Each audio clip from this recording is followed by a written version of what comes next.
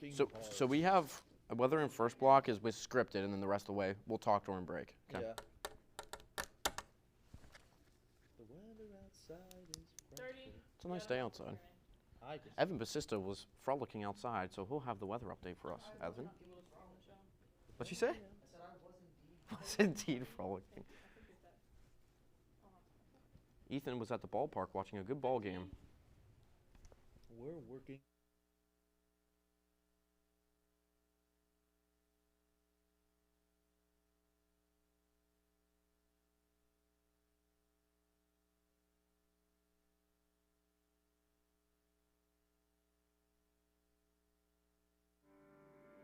Every week, we're working hard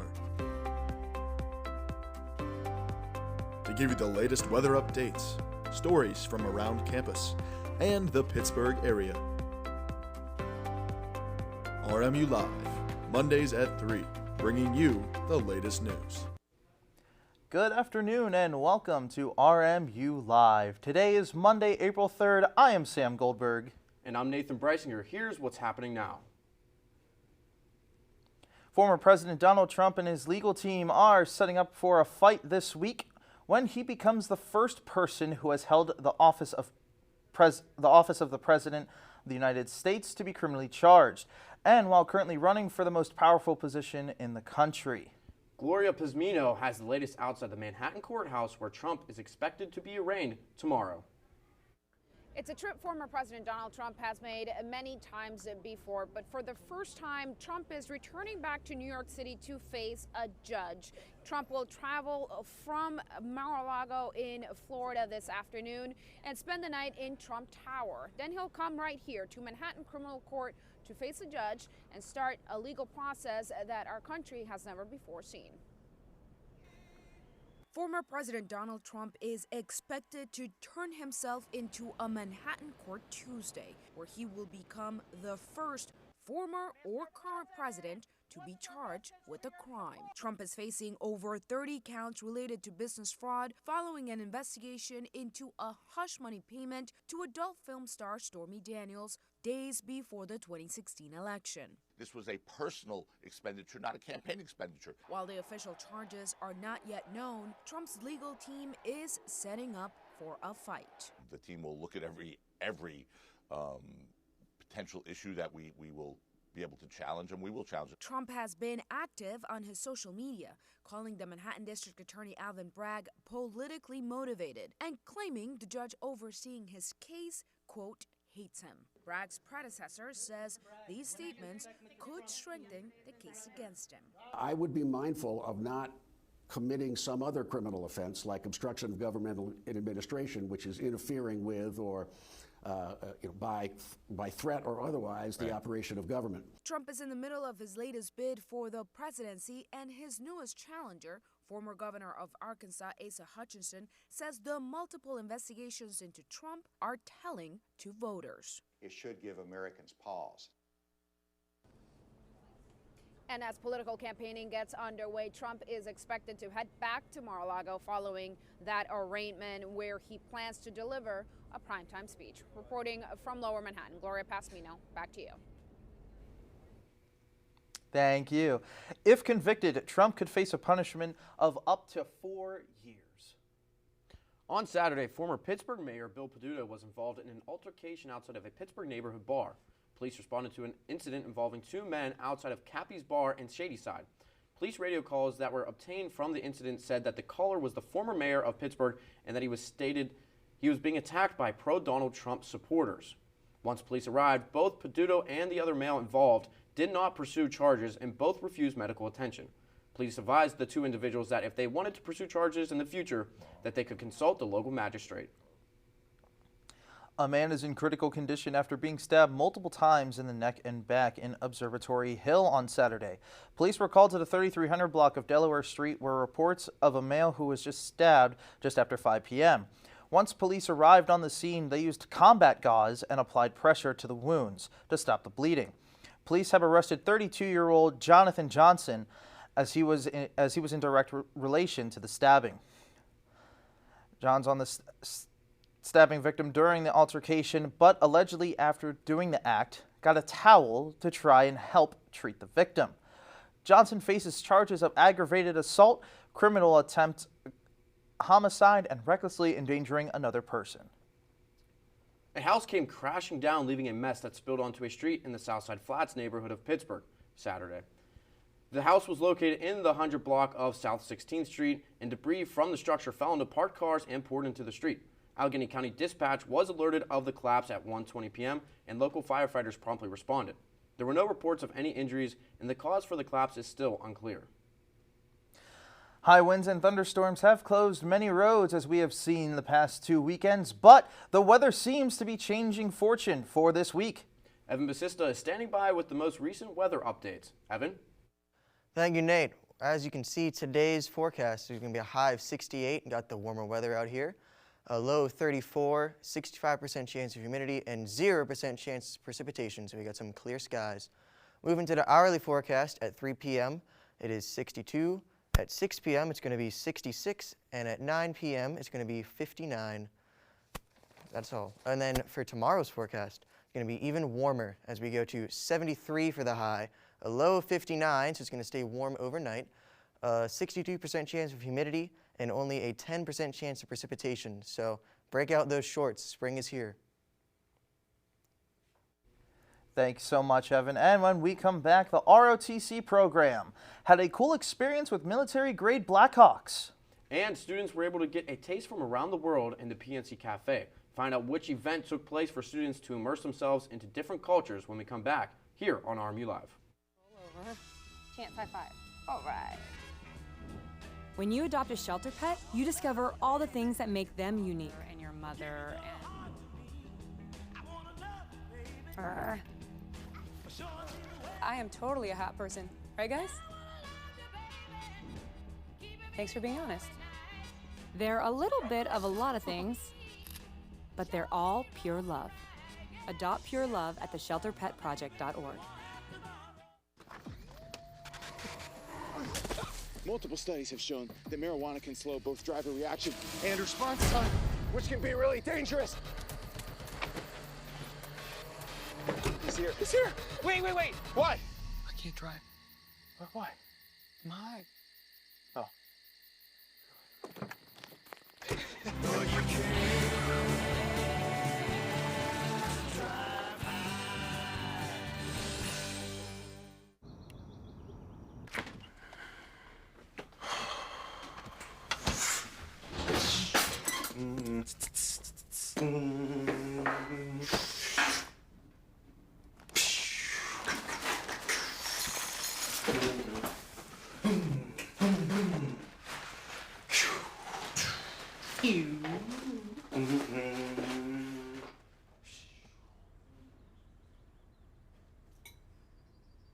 Stem is precise, no margin for error. Dare to forget that. Dare to have fun with it. Get weird with it. Dare to send those old STEM theories flying past the neighbor's house into outer space.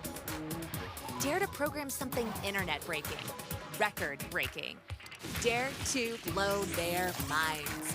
Dare to learn the difference between sedimentary and metamorphic rock. Go find those rocks. Dare to keep daring. Dare to STEM. Check out She Can STEM to get started. Hello and welcome back to RMU Live. Our very own Nate Breisinger had the opportunity to see military-grade Blackhawks fly onto the Nicholson front lawn as the ROTC program had a cool demonstration with the Blackhawks. Nathan, take it away. In what is typically an area for students to come hang out and relax turned into a specialized training facility for the Robert Morris ROTC members and Three Rivers Battalion here on the front lawn this morning as 4 Black Hawk helicopters touched down on the campus of Robert Morris. On a chilly yet gorgeous March morning, RMU braced itself for the landing of 4 Black Hawk helicopters, the most that has ever landed on the campus's Nicholson front lawn, which were flown in by the National Guard to provide training for over 40 ROTC cadets. The procedures were the first of its kind for many of the young cadets. Most have not. This is something that we try to resource every year if we can. It's a lot of different factors can affect it, like the weather is the biggest one. Thankfully, we have gorgeous weather this morning, so everything's good to go for aircraft to come in, so we should be all good. After the Blackhawks initially flew over Robert Morris before they refueled at the 911th Airlift Wing, the helicopters turned a quiet campus into a training area, which the cadets had planned for leading up to the operation. That's the thing I like about our cadre. They give very clear and concise details on how the operations are supposed to go. So we're going over it in our little squads. It should be smooth. While the cadets prepared for the training exercise, the rest of the student population was in for a surprise with the military choppers landing in the heart of campus. I think it's going to be more of a shock to the students versus us cadets. We've seen them before in other training events, just flying overhead, but I think as kids are trying to get to their 9 a.m. and they see 4 helicopters landed on Nicholson Lawn, it's going to be cool. There's going to be questions for sure. While Robert Morris has witnessed Blackhawks landing on the property before, it continues to be an important exercise for the ROTC members at RMU. Coming in and landing right on the Nicholson Lawn here is great. Advertisement really for the ROTC program here and some of the cool things that we can do. Just as quickly as the Blackhawks moved in, they were back into the sky to fly the cadets to Camp Garfield in Ohio, where they would spend the weekend to partake in other training procedures. They're going to be doing tactical training, shooting, land navigation, and a few other little things. With the landing and loading sequence taking less than 20 minutes, the Robert Morris ROTC provided the campus an opportunity to get a glimpse of some of the training they perform, with the Blackhawks touching down on the Nicholson front lawn. For RMU Century Media, I'm Nathan Breisinger. The cadets here at Robert Morris got a taste of what an extraction looks like, and they received a full weekend training from the military. It's a great campaign to join Robert Morris's ROTC. Last weekend, the most invested gamers took over the Wheatley Center to partake in the 19th annual 24-hour gaming marathon hosted by the top secret Colonials. Even a power outage didn't stop the avid gamers, as 112 students played in 4 different tournaments, including Mario Kart, Super Smash Bros., WWE, and Madden. Winners of each respective tournament received gift cards. Participants of the marathon were asked to pay at the door, as proceeds of the event went towards St. Jude's Research Hospital. Robert Morris University held a global carnival at the PNC CAF on Wednesday, the 29th. At the carnival, students had the opportunity to enjoy food from around the world, from food like China, Korea, Germany, and so much more. At each station, there was a card that told students how many fellow students were from that specific country. While students were enjoying their international dishes, there was entertainment that went along with the carnival. Students were dressed in traditional clothing and displayed clothing from their respective countries. After the fashion show, performers went onto the stage to perform cultural dances, and they even invited students to come up and learn the dances as well. All in all, it was a successful event that was put on by the Center for Global Engagement. Small businesses and startups had the opportunity to show off their products this past week as part of the Robert Morris pop-up shops in the Nicholson Center. Students and alumni had the chance to show off their business to other students and faculty. Senior Spencer Jackson, who owns a graphic design company, enjoys the event and stated, quote, "I love that the university holds this type of event for us, to sell our products to students and staff and allow us to show off our small businesses to the campus," end quote. The pop-up shops began on Thursday and ran through Friday.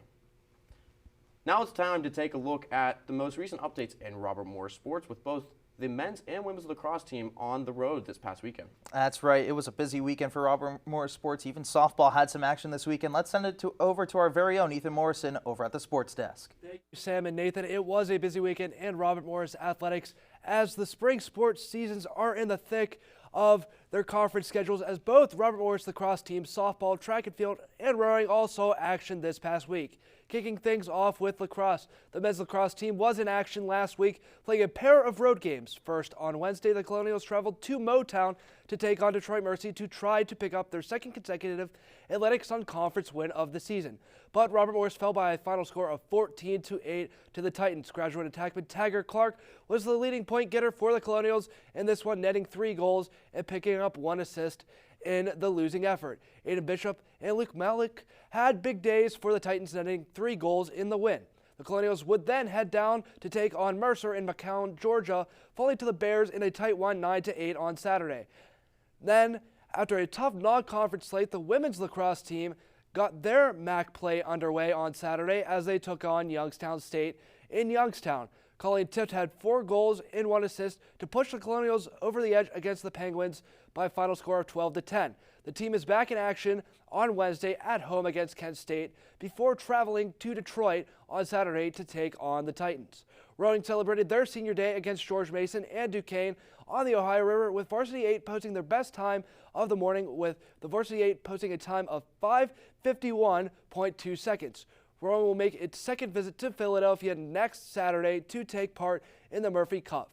Softball was also in action this weekend as well, picking up a weekend doubleheader sweep against the Golden Flashes of Kent State with a 4-1 Game 1 victory and a 5-3 win in Game number 2. The team will play host to Pitt Tuesday afternoon at 3 o'clock before resuming Horizon League play on Friday at home against Northern Kentucky. That's all for me. Let's head back to Nathan and Sam. Thank you, Ethan. When we come back here on RMU Live, 25 years of research is shedding light on how individuals may be impacted by traumatic brain injuries. And also, the Center for Disease Control is warning travelers about a rare deadly viral disease. More on that when we come back here on RMU Live.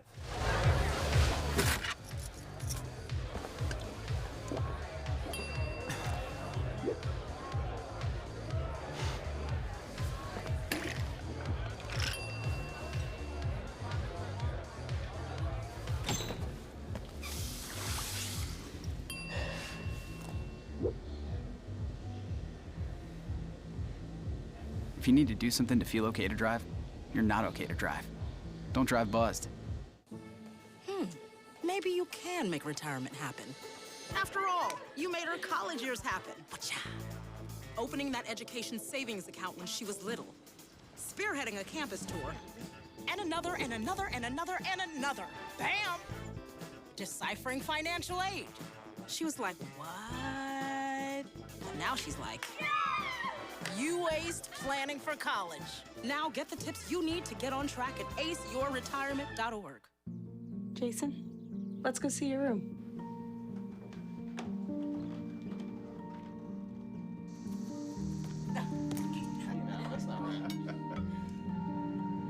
How is it? Is it good?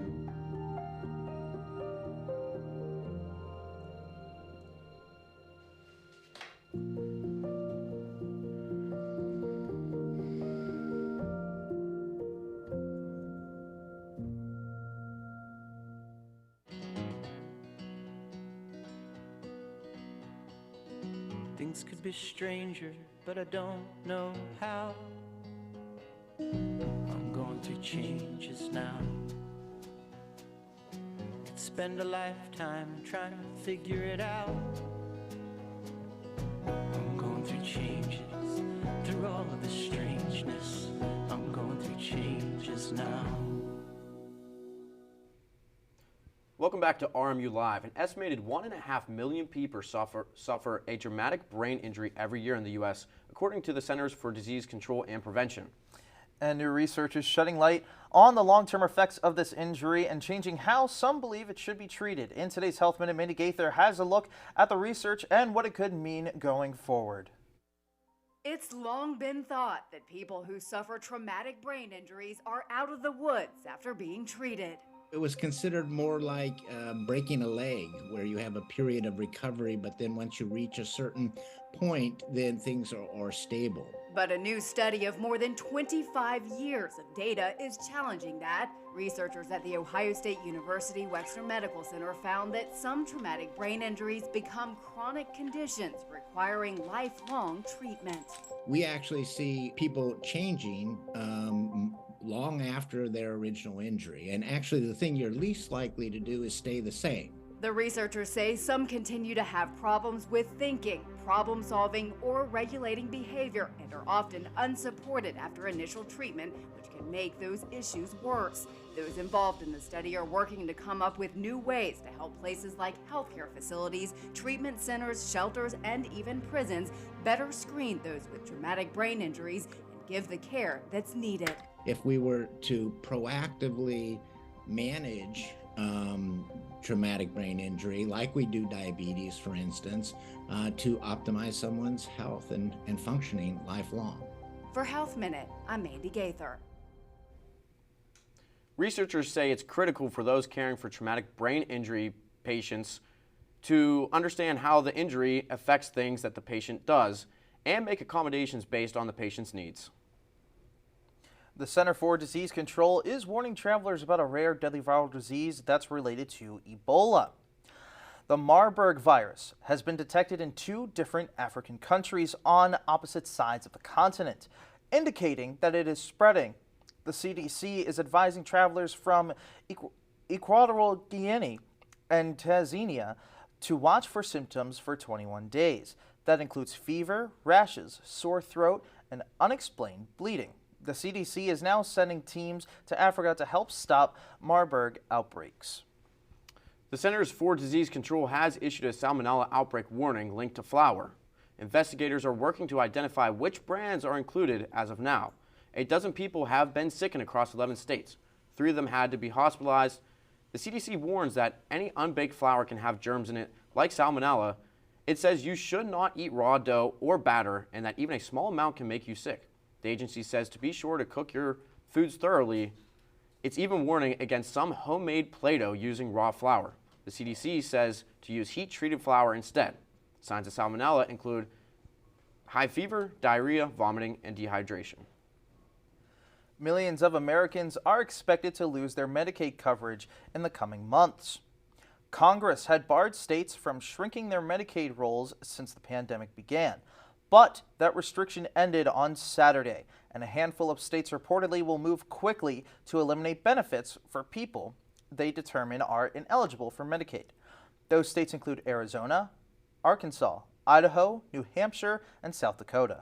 Another 14 states are expected to have their rolls in May, and 20 more in the District of Columbia may act in June.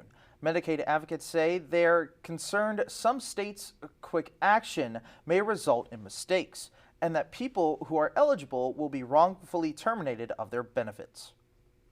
Coming up after the break, opening day in the MLB was underway last week as the Pittsburgh Pirates began a brand new season, and across town the Pittsburgh Penguins are coming down to the wire to see if they continue their playoff streak. And we'll have another look at the weather for you back here on RMU Live.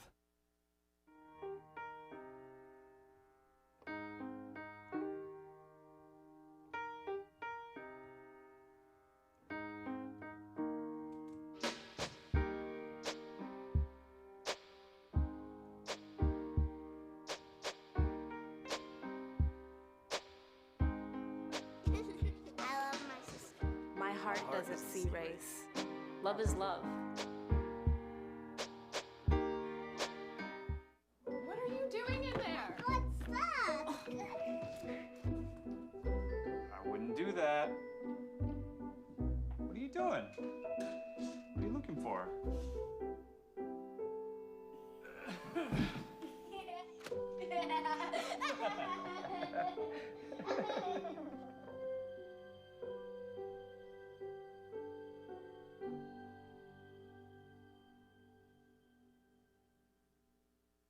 How prepared is your family if a hurricane shows up at your doorstep, or a flood, or a blizzard? You can't just turn away a natural disaster. That's why it's important to go to ready.gov/plan now. It has the tools and tips you need to make an emergency plan with your family. So if disaster comes knocking, Let's go. you'll be ready to help keep your family safe. It's just a pizza. Yes. Make a plan today.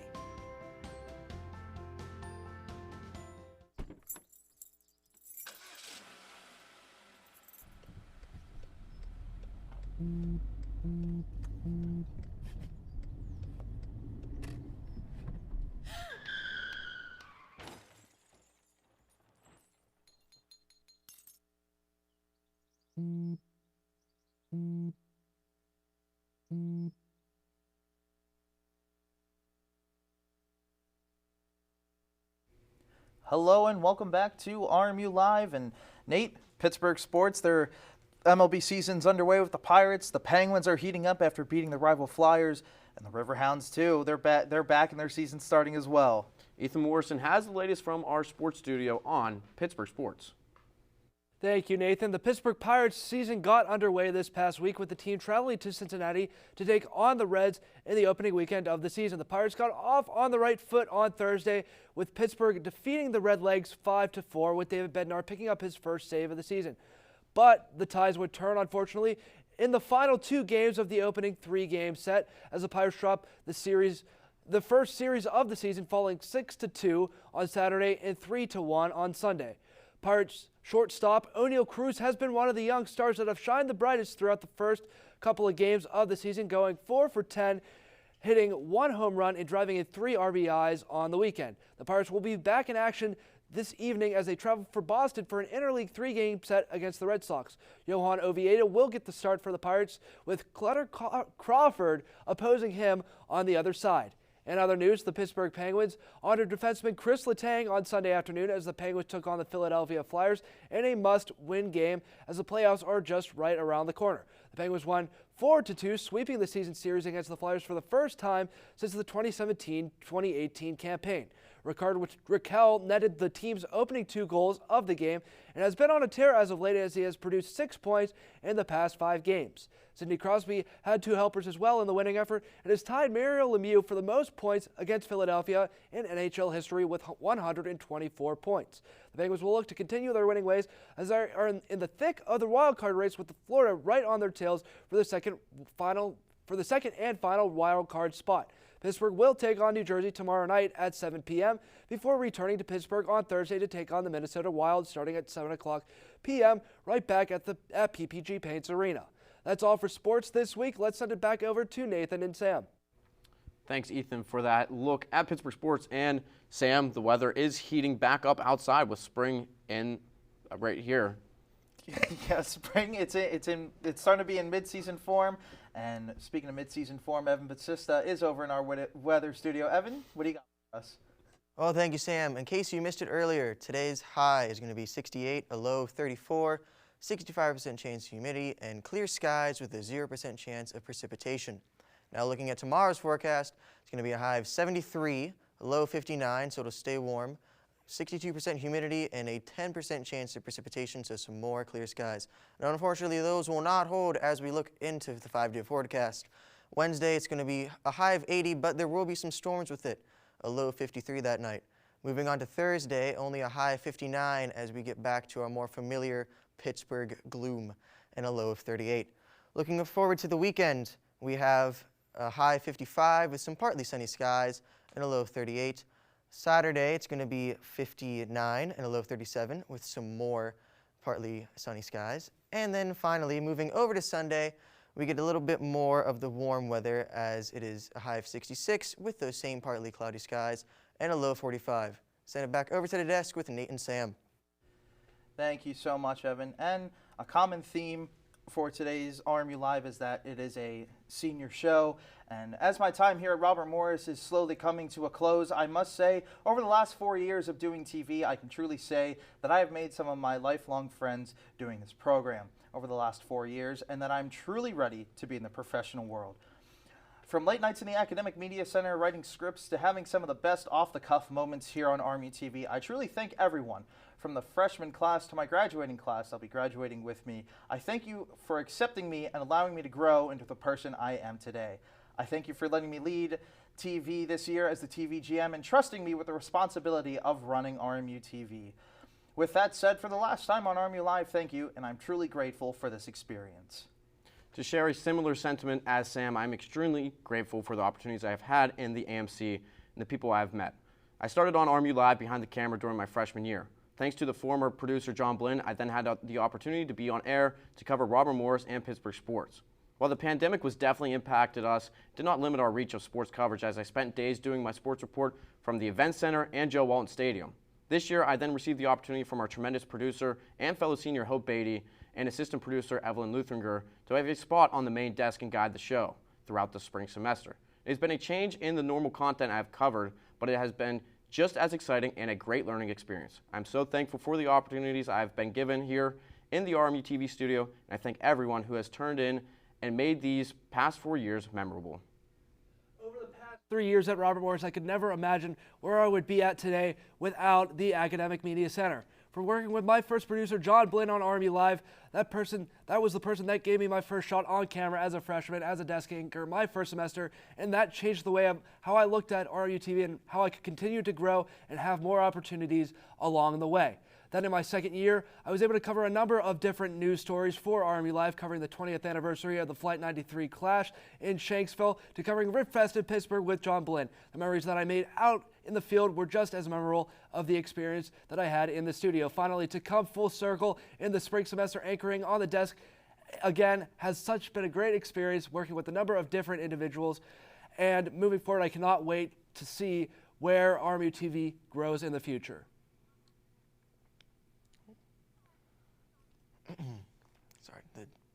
During my time with Century Media, I've been lucky enough to have been around some very talented people who have helped guide me through and allowed me to gain experience in a number of mediums. Whether it's writing stories, being on-camera talent, making graphics, working audio, or running teleprompter, I've cherished every moment. Although my path was not always consistent, it is without a doubt memorable. I want to thank everyone who has been a part of my journey in Century Media for cultivating a great community to be a part of. And that will do it for this episode of RMU Live. For everyone downstairs, Sam Goldberg, Nathan Reisinger, Evan Bazista, I'm Evan Ethan Morrison, and we will see you next time.